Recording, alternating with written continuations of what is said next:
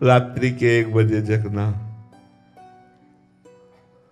9 बजे सोना, 1 बजे जगना, 1 बजे से 4 बजे तक भगवत चिंतन करना, 4 बजे गंगा स्नान करना, गंगा जी के समीप ही रहना, फिर 9 बजे दिन में स्नान करना, फिर 4 बजे शाम के स्नान करना, और उड़िया बाबा के प्रवचन रूपी ग्रंथ साथ रखना, और हर समय भगवान नाम चिंतन, मंत्र चिंतन, योग वाशिष्ठ वेदांतों के जो ग्रंथ थे उस समय सब ये चिंतन।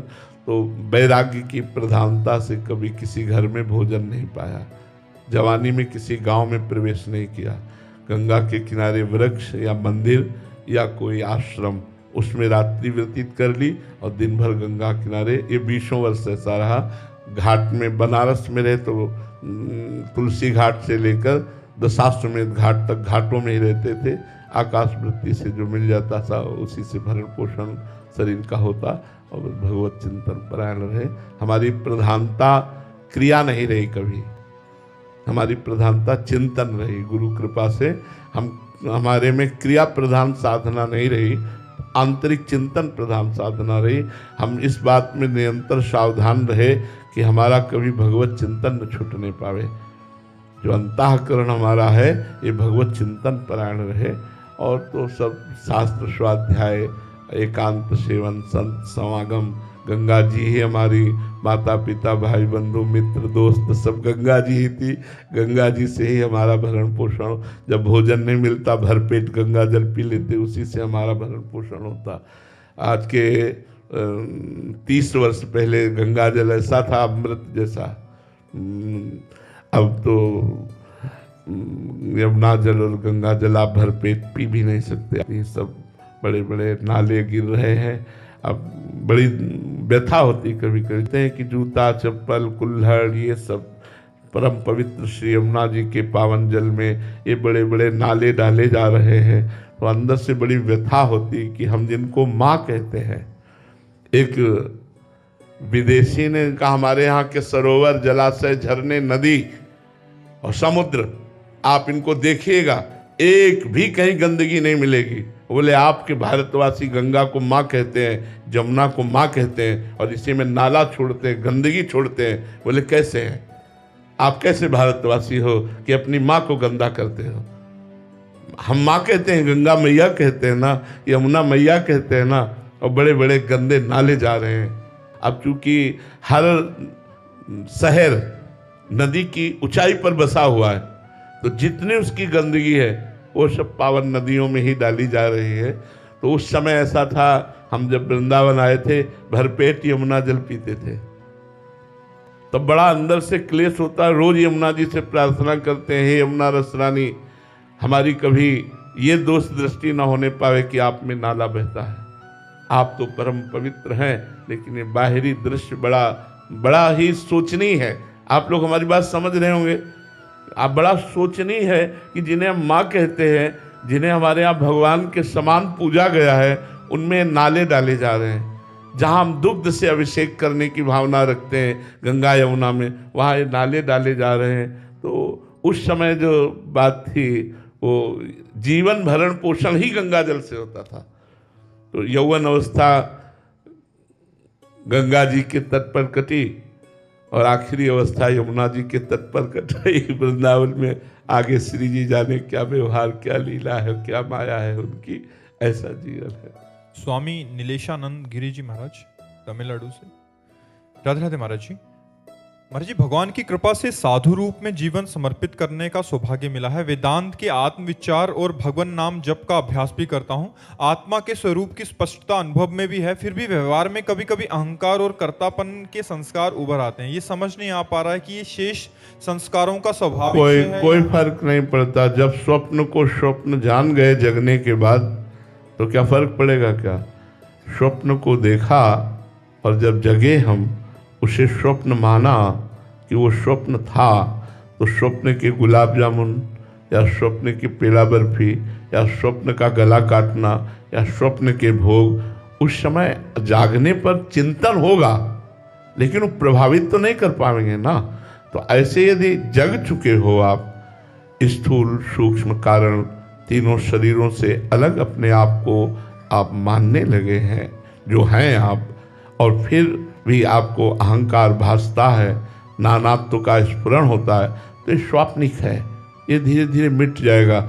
जैसे हम अभी जगे हैं ना, तो स्वप्न का ज़्यादा प्रभाव रहेगा, 1 घंटा बाद कम रहेगा, दोपहर तक बहुत कम रहेगा, शाम तक विस्मृत हो जाएगा।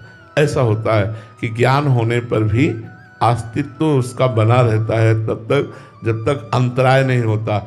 इसीलिए आत्मबोध संपन्न महापुरुष भी ध्यानाभ्यास में निरंतर रत रहते हैं, 1 मिनट के लिए भी अपने समय को व्यर्थ नहीं जाने देते। हमने एक 95 वर्ष की अवस्था के ब्रह्मबोध संपन्न महापुरुष श्री ओंकारानंद सरस्वती नजफगढ़, उनके एक दिन पास बैठे थे, 4 बजे का समय था, तो सेवक स्वेटर एक पहना रहा था, बोला स्वामी जी दूसरा स्वेटर 1 घंटा बाद पहना देंगे। उनका हाँ, हमारे चिंतन में डालो कि हम 1 घंटा बाद स्वेटर पहनेंगे, अभी क्यों नहीं डाल देते। बात तो साधारण सी लगी, लेकिन अपने को पकड़ में आई, गजब की बात है, इतना सूक्ष्म चिंतन कि 1 घंटे बाद स्वेटर पहनना ये स्फुरण होगा, नहीं अभी डालो।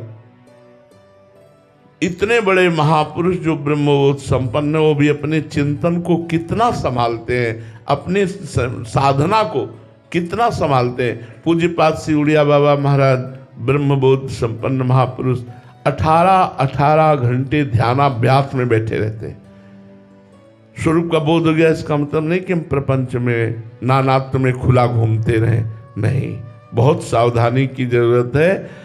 नहीं स्वात्मा रामम विषय मृग तृष्णाम भ्रमयति, आत्माराम पुरुष कभी विषय मृग तृष्णा में भ्रमित नहीं होता, वो हर समय आत्मरमण करता रहता है, असंग रहता है, एकश्चरण रास चित्त मनंत से अकेला असंग रहे, तभी आप अपने स्वरूप का रसास्वादन कर पाएंगे। अकेला असंग रहे, इन शरीर की क्रियाओं से भी असंग रहे, शरीर के भोग राग से भी असंग रहे, प्रारब्धवशात मान अपमान उच्छा बुरा जैसा भी व्यवहार हो, आप उसके केवल साक्षी मात्र हैं, वो आप दुख सुख को प्राप्त ना हो। ये एक स्वप्न है, ये स्वप्न है। जगे हुए पुरुष को स्वप्न प्रभावित नहीं कर पाता, तो इसलिए उसमें कोई खास बात नहीं है। रहिए आप अपने ही पक्ष में, इसको देखने वाले आप है ना, तो ये स्वप्न ही तो है ना, मिथ्या ही तो है ना, फिर क्या परेशानी है। बस उसको मिथ्या ही मानते रहे। मन संतुष्ट है तो कोई बात नहीं, असंतुष्ट है तो कोई बात नहीं, शांत है तो ठीक है, अशांत है तो कोई बात नहीं। आप तो अलग है ना, बस इस बात को पकड़े रहिएगा तो सब ठीक हो जाएगा। अंतःकरण की क्षमता ही आत्मबोध कराती है। आत्मा तो जैसी थी वैसी है, वैसी रहेगी, न कभी बंधन को प्राप्त हुई है, केवल भ्रम मिटना है। वो भ्रम क्या है? अंतःकरण में जो ममत्व हो गया है, अंतःकरण में जो मैं बुद्धि हो गई है, उसी को समता के द्वारा मिटा देना है। समझ रहे ना? मन बुद्धि चित्त अहम, ये सम को प्राप्त हो गया, ब्रह्मबोध हो गया, क्योंकि अपना ही स्वरूप है, कोई और तो है नहीं कि हम और कुछ प्राप्त करना है। ना कभी हम बंधे थे, न कभी बंधे हैं, न कभी बंधे रहेंगे। ये भ्रम हो गया है। और जासु कृपा सब भ्रम मिट जाई, गिर जासु कृपालु रघुराई। इसलिए हमें लगता है भगवान का नाम जप जरूर करते रहना चाहिए। नाम जब सनक सनंदन सनातन सनत कुमार जैसे ब्रह्म ऋषि हर समय हरिशरणम रटते रहते हैं, तो भगवान नाम जब वाणी से करते रहना चाहिए। वो इंद्रियों को शत में लगाते रहना चाहिए, कभी छूट न दे कि हमें ज्ञान हो गया तो मनमानी आचरण करें, फिर वो भ्रष्ट हो जाएगा, उसको भ्रम हो जाएगा। इसलिए भ्रम से बचने के लिए एकांत सेवन, असंगता या अपने ही समान महापुरुषों से संग, अपने समान महापुरुषों से संग, समान साधना समान चिंतन वालों से संग। क्योंकि भागवत मार्ग के हैं लेकिन थोड़ा अलग चिंतन है तो विक्षेप पड़ेगा। इष्ट मिले और मन मिले, मिले भजन रस रीति, तहाँ निशंक होए मिलिए तासों की जय प्रीति। जो ज़्यादा एकांत और असंग रहता है वो आत्मस्वरूप की रति में बहुत सहायक है। असंग रहना बहुत अनिवार्य है। बड़ी बड़ी समितियों से, सभाओं से, बड़े ऐसे सब अलग रहे साधक जब तक ब्रह्मबोध न हो जाए। फिर जब ब्रह्मबोध हो गया तो आत्मस्वरूप का वो क्रीड़ा होती है, उसको किसी भी तरह का कोई विक्षेप नहीं होता। श्री राधा वल्लभ